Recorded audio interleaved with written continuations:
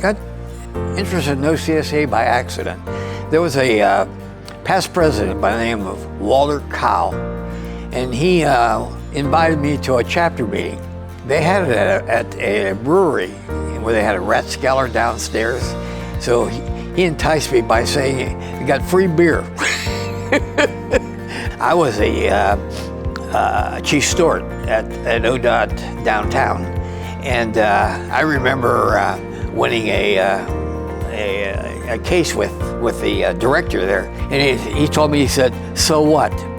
He said, "We don't have any binding arbitration." He said, "I don't have to even pay attention to that," and he didn't. And you know, it kind of hurt my feelings, but nothing I could do about it. However, I did go out and work very hard to make sure we got collective bargaining a few years later.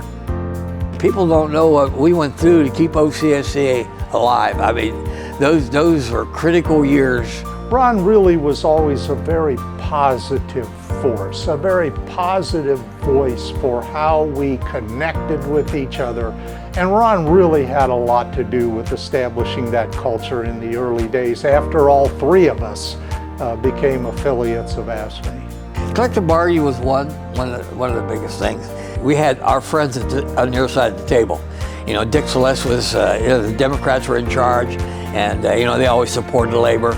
We were under the Rhodes administration prior to that for the last 8 years, and for the last 5 years of the Rhodes administration, we got 0 in wages. So we got 19% in our first contract, yeah, over 3 years, and that was huge. One of the most important things that Ron did was made our pensions at OPERS much stronger. What we did is we implemented 3 policies. The first was an anti-privatization policy. OPERS would not invest in companies that privatized our work. That was huge.